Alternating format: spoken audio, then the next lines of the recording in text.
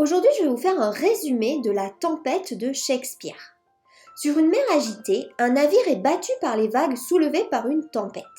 Le navire transporte à son bord le roi de Naples, son fils et le duc de Milan. Le roi est sous la domination de la colère de la mer, d'une part, et sous l'emprise du capitaine, d'autre part.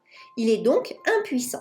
Son autorité et son prestige n'ont aucun pouvoir sur la nature en furie, qui n'a aucun répit pour les membres de l'équipage. C'est la lutte pour la survie qui compte. Le roi se met en prière pour conjurer le sort, puis c'est le naufrage du vaisseau avec le roi et ses valets qui se retrouvent sur une île loin du palais de Naples. Vanité des vanités, tout est vanité. Les rescapés se trouvent sur différents points de l'île, au bord de la mer enfin calmée. L'île est gouvernée par un individu au pouvoir magique et maléfique, le duc de Milan, Prospero, devenu magicien. On découvre, après des aveux et des révélations, que les forces des mauvais esprits avaient été sollicitées pour provoquer le naufrage du bateau. On se retrouve dans les intrigues, les trahisons et les complots qui entourent toujours la conquête du pouvoir politique. Sur une autre partie de l'île, le roi naufragé et ses valets tiennent conseil pour réfléchir sur ce qui leur est arrivé. Ils pensent au présent, ils pensent à l'avenir. Les thèmes abordés sont les misères de l'exil, les déboires d'un roi déchu qui n'a pas abandonné l'espoir de retrouver son trône. Les personnages regrettent le prestige d'antan quand le roi était encore sur le trône. Un autre groupe de rescapés du naufrage réside sur une autre portion de l'île. Ici, c'est la dictature des déchus les plus forts sur les déchus les plus faibles. On voit la rencontre entre un personnage repoussant et deux ivrognes. Tous trois décident de fomenter un complot contre le duc déchu de Milan, devenu magicien. Ce dernier aura le dessus sur les trois infortunés. Le duc déchu de Milan tente un mariage d'intérêt entre sa fille et le fils du roi, rescapé lui aussi du naufrage. Enfin, une autre conspiration se dessine. Sébastien, frère du roi, exilé sur l'île avec le monarque après le naufrage, envisage de le tuer pour monter sur le trône de Milan le moment venu.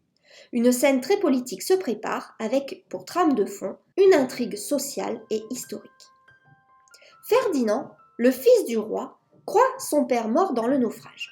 Prospero, le duc devenu magicien, manigance un complot pour un mariage truffé de calculs, mais qui finira par se conclure par l'amour des deux jeunes gens, Ferdinand et Miranda, la fille de Prospero.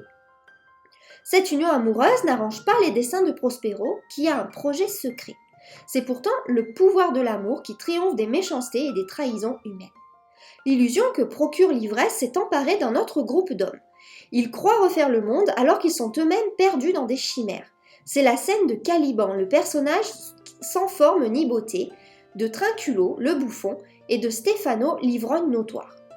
Ici, on rencontre un type d'homme dont la nature n'est pas dangereuse pour le pouvoir politique. Ils sont tout simplement nocifs pour eux-mêmes et la société par leur rêverie et leurs vices. Ils sont sûrs de n'être que 5 sur l'île et croient en leur pouvoir utopique. Sur l'autre partie de l'île où ont échoué le roi et quelques sujets, se vit une autre scène.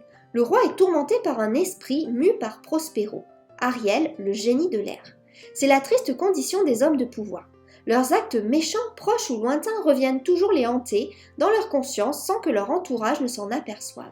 Alonso, le roi de Naples, exprime la dure réalité du pouvoir quand un souverain est face à sa conscience. « Oh, c'est horrible, horrible, il m'a semblé que les vagues avaient une voix et m'en parlaient. Les vents le chantaient autour de moi et le tonnerre, ce profond et terrible tuyau d'orgue, prononçait le nom de Prospero et de sa voix de basse récitait mon injustice. » Gonzalo peint encore mieux la folie des grands dans cette scène, leur crime odieux comme un poison qui ne doit opérer qu'après un long espace de temps, commence à ronger leurs âmes. L'amour triomphera toujours face à la perfidie et la méchanceté dans les pièces de Shakespeare. C'est ce que donne comme moralité la scène unique du 4e acte. Prospero, vaincu par les flammes de l'amour qui embrasse sa fille Miranda et Ferdinand, le fils du roi, finit par passer aux aveux complets. Il dévoile sa nature enchanteresse et le soutien des esprits magiques et invisibles tels Ariel dans ses actions et ses desseins. On retiendra le pacte de pureté qu'il conclut avec son beau-fils, Ferdinand. Les trois ivrognes, Caliban, Trinculo et Stefano, perdus dans leur monde chimérique, ont cru pouvoir réussir un acte héroïque en essayant de s'en prendre à Prospero pour enlever Miranda. À l'acte 5, le méchant avoue ses fautes et ses actes magiques, puis demande pardon. Il est pardonné par ceux qui l'a tourmenté en mer par l'intermédiaire de ces lutins invisibles. Le roi retrouve son fils qu'il croyait mort pendant la tempête. Les esprits malins sont affranchis. Tout le monde est libre et le bateau est réparé en vue d'un retour à Milan. Dans l'épilogue de cette tragicomédie, Prospero magnifie les vertus du pardon et de la miséricorde.